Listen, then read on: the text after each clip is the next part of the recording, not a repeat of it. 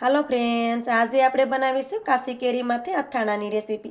તેના માટે આપણે 250 ગ્રામ જેટલી કાશી કેરી લીધી છે. ઉનાળો શરૂ થાય એટલે માર્કેટમાં આ રીતે નાની નાની કેરી આવવા લાગી જતી હોય છે, જેને આપણે ખાખડી પણ કહેતા હોય છે. ખાખડીને આપણે પાણીથી સારી રીતે ધોઈ અને કપડાથી લૂછી લીધી હતી. હવે આપણે ખાખડીમાંથી નાના ટુકડા કરી લેશું. તો આ રીતે ખાખડી લઈ અને તેનો દીટિયાનો ભાગ છે તેને આપણે કાપી અને કાઢી નાખવાનો છે. અને આપણે તેની પાછળથી પણ થોડોક ભાગ આ રીતે કાઢી નાખવાનો. હવે આપણે એક વાસણ લઈ લેવાનું. ખાખડીને આપણે એકદમ નાના ટુકડા કરવાના છે. આ રીતે વસાળાનો બીજ આવે છે તેને પણ આપણે કાઢી નાખવાનું, કેમ કે તેનો ઉપયોગ આપણે અથાણામાં નથી કરવાનો. ખાખડીમાંથી આપણે આ રીતે નાના નાના ટુકડા કરશું. આ રીતે ખાખડીનું અથાણું તમે બનાવશો તો શાકની પણ જરૂર નહીં પડે.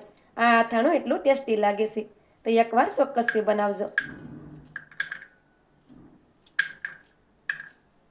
આવી રીતે આપણે બધી ખાખડીમાંથી નાના નાના ટુકડા કરી લઈએ.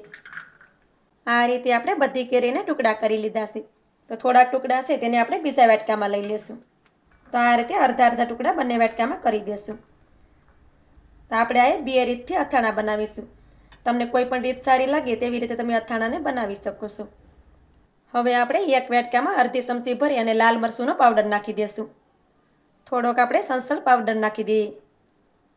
એક ચપટી જેટલી આપણે હિંગ નાખી દઈએ. અડધી ચમચી ભરી અને આપણે ધાણા જીરુંનો પાવડર નાખી દઈએ. સ્વાદ પ્રમાણે આપણે મીઠું નાખી દઈએ. હવે તેમાં આપણે 3 ચમચી ભરી અને સિંગનું તેલ નાખી દઈએ. આ અથાણામાં આપણે કાચું તેલ જ નાખવાનું છે. આ અથાણું છે તે ખાવામાં ખૂબ જ ટેસ્ટી લાગે છે. પછી તેને સારી રીતે મિક્સ કરી દેવાનું. તેલ તમારે વધારે થોડુંક નાખવું હોય તો પણ તમે નાખી શકો. આ અથાણું છે તેને આપણે આ રીતે કાચું જ બનાવવામાં આવે છે અને ખાવામાં તો ખૂબ જ ટેસ્ટી લાગે છે કે શાકની પણ જરૂર ના પડે. બધી વસ્તુને આપણે સારી રીતે મિક્સ કરી દેવાની. આ રીતે આપણે બધી વસ્તુને સારી રીતે મિક્સ કરી દીધી છે.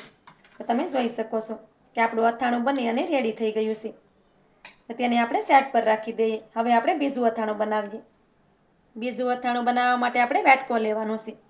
તેમાં આપણે 1 ચમચી ભરી અને તૈયાર અથાણાનો મસાલો આવે છે તે લેવાનો છે.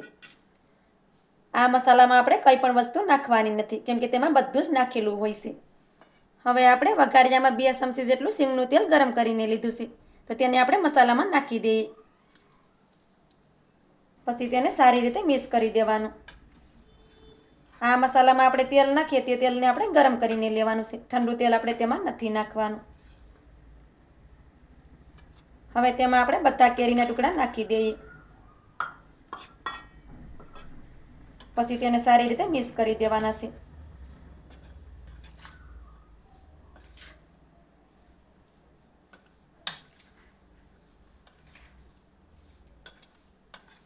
આ અથાણું પણ ખાવામાં ખૂબ જ ટેસ્ટી લાગે છે અને ઝટપટ બની અને તૈયાર થઈ જાય છે. આ રીતે આપણા બંને અથાણા બની અને રેડી થઈ ગયા છે. તમારી આજની રેસીપી તમને સારી લાગી હોય તો લાઈક કરી કોમેન્ટ કરી દેજો. ચેનલ પર નવા હોય તો ચેનલને સબસ્ક્રાઈબ કરવાનું ભૂલતા નહીં. તો મળીએ એક આવી જ નવી રેસીપીની સાથે. ત્યાં સુધી બધાને જય માતાજી.